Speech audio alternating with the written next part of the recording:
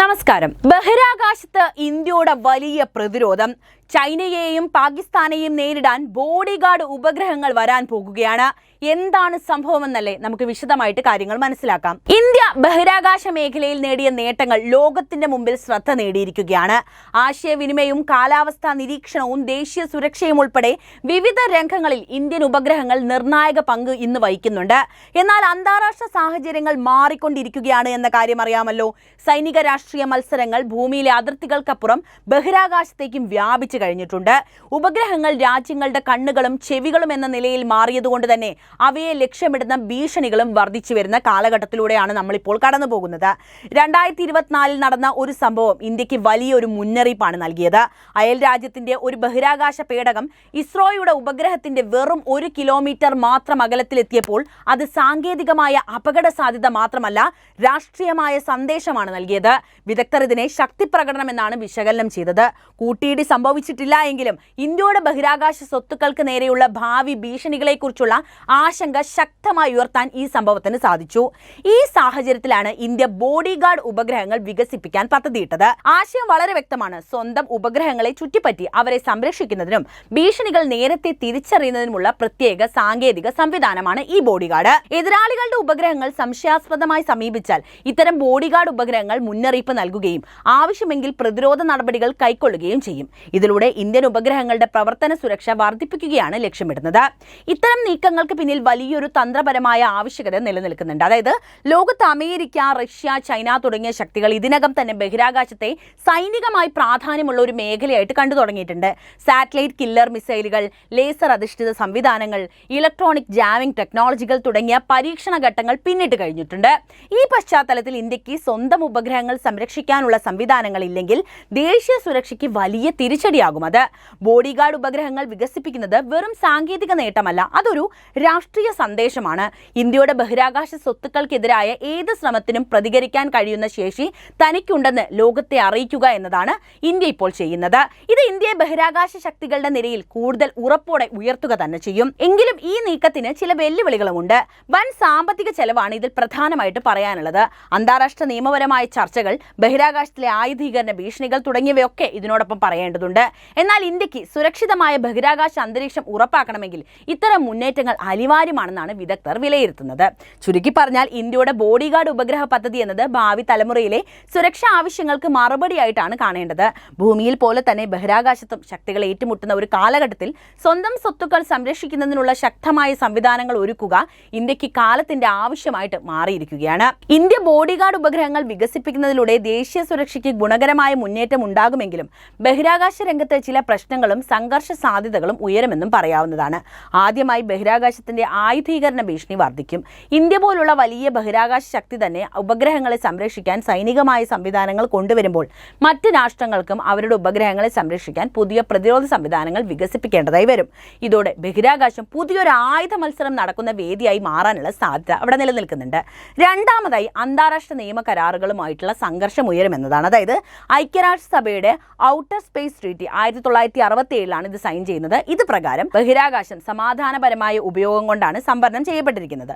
Bodyguard ഉപഗ്രഹങ്ങൾ പ്രതിരോധ ലക്ഷ്യത്തോടെ ആണെന്നാണ് ഇന്ത്യ പറയുന്നതെങ്കിലും മറ്റു രാജ്യങ്ങൾക്ക് അത് ബഹിരാകാശത്തിന്റെ സൈനികവൽക്കരണമായിട്ട് ചിത്രീകരിക്കാനുള്ള സാധ്യതയുണ്ട്. മൂന്നാമതായിട്ട് സാങ്കേതിക വിശ്വാസക്ഷയമാണ്. അതായത് ഇന്ത്യ ഇത്തരം സംവിധാനങ്ങൾ വികസിപ്പിക്കുമ്പോൾ അയൽ രാജ്യങ്ങൾ ഇന്ത്യയുടെ ബഹിരാകാശ ശേഷികളെ കുറിച്ച് കൂടുതൽ സംശയാസ്പദമായ സമീപനം സ്വീകരിക്കാൻ സാധ്യതയുണ്ട്.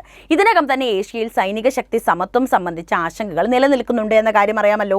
ഇതിലൂടെ തിരിച്ചടിയാകാൻ സാധ്യത കൂടുതലുള്ള രാജ്യങ്ങൾ ചിലത് വ്യക്തമാണ്. ഒന്നാമത്തെ രാഷ്ട്രം അത് നമ്മുടെ അയൽ രാജ്യമായിട്ടുള്ള ചൈന തന്നെയാണ്. 2024 ഇന്ത്യയുടെ ഉപഗ്രഹത്തിന് സമീപം എത്തിയ പേടകം ചൈനയുടേതായിരുന്നു എന്ന സൂചനകളുണ്ട്. അതിനാൽ ഇന്ത്യയുടെ ബോഡിഗാർഡ് ഉപഗ്രഹങ്ങൾ നേരിട്ട് ചൈനയ്ക്കുള്ള ഒരു തന്ത്രപരമായിട്ടുള്ള വെല്ലുവിളിയാണ് സൃഷ്ടിക്കുന്നത്. രണ്ടാമത്തെ രാഷ്ട്രം നമ്മുടെ അയൽ രാജ്യമായിട്ടുള്ള പാകിസ്ഥാൻ തന്നെയാണ്. നമുക്കറിയാവുന്നതാണ്, ഇന്ത്യ പാകിസ്ഥാനുമായിട്ട് നിലവിലുള്ള ബന്ധം വളരെ വഷളായിക്കൊണ്ടിരിക്കുകയാണ്. ദിനം പ്രതി ആ ബന്ധം വഷളായിക്കൊണ്ടിരിക്കുക മാത്രമാണ് ചെയ്യുന്നത്. സ്വന്തം ബഹിരാകാശ ശേഷി പരിമിതമായിട്ടുണ്ടെങ്കിലും ചൈനയുമായി ചേർന്ന് ഇന്ത്യക്കെതിരെ ആശയവിനിമയ സുരക്ഷാ സംവിധാനങ്ങൾ ആശ്രയിക്കുന്ന പാകിസ്ഥാൻ ഇതിനെ വലിയ ആശങ്കയോട് കാണാനുള്ള സാധ്യതയുണ്ട്.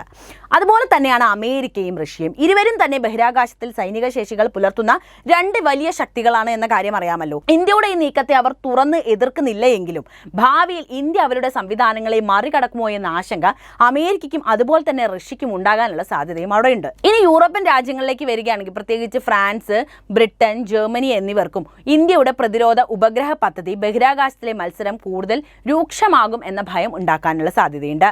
ചുരുക്കത്തിൽ ഇന്ത്യയുടെ ബോഡിഗാർഡ് ഉപഗ്രഹങ്ങൾ ചൈനയ്ക്കും പാകിസ്ഥാനും നേരിട്ടുള്ളൊരു വെല്ലുവിളി തന്നെയാണ്.